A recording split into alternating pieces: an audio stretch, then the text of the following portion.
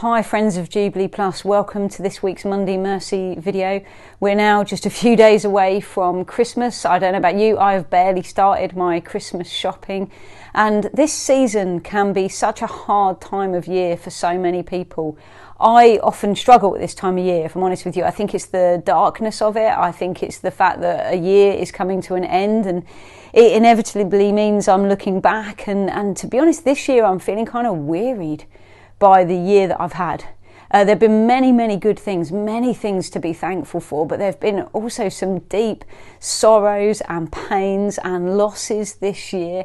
And so as I approach Christmas, I'm thinking I need a fresh touch of the mercy of God. I need a fresh understanding of the mercy of God. And I've been digging deep in the last few weeks into the Bible, into the Word of God, and particularly what has struck me is in Isaiah 58. It gives us, I guess, some flesh on the bones of what Jesus says in the Sermon on the Mount, where it says that blessed are the merciful, for they'll be shown mercy. Because in Isaiah 58, we read about God saying that actually true fasting, that true worship of Him is actually about loving people who are vulnerable. It's about reaching out to the hungry. It's reaching out to the homeless. It's providing shelter and clothing and food. It's sharing what we've got with those who have less than us. And you don't have to have a lot to be able to share what you've got. You just need to have something, and we can share the little that we have.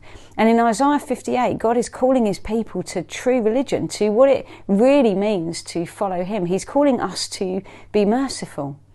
But if we read further on, there are some glorious promises for us when we do that.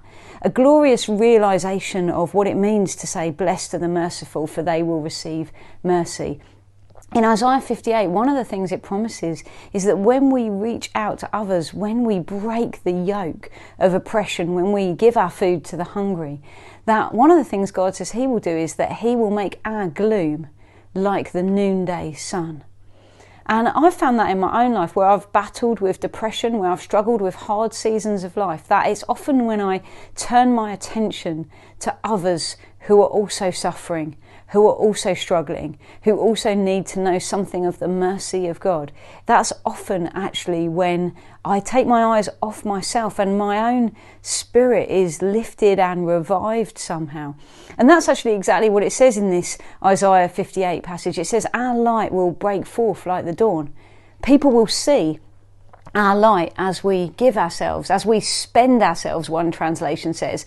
Another says, as we pour ourselves out on behalf of those who are trapped in poverty or injustice, or who are vulnerable, or who are marginalised in any way, the brokenhearted, those who are mourning.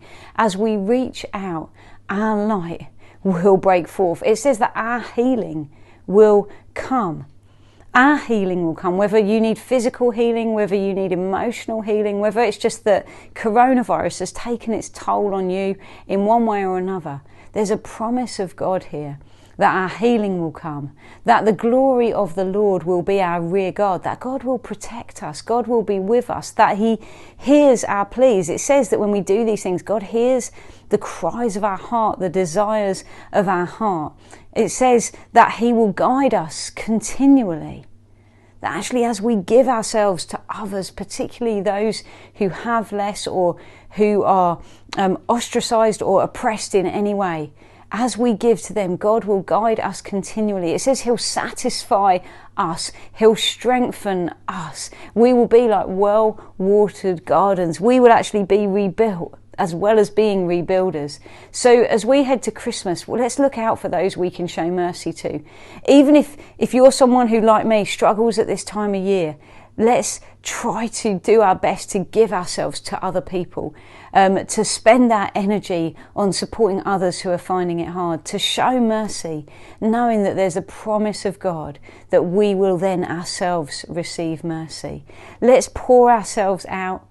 Let's give ourselves to the needs and the good of others, because we know that when we do that, there are promises right here in Isaiah 58 that we can lay hold of, that we can come before God and say, God, you promised, and you're true to your word.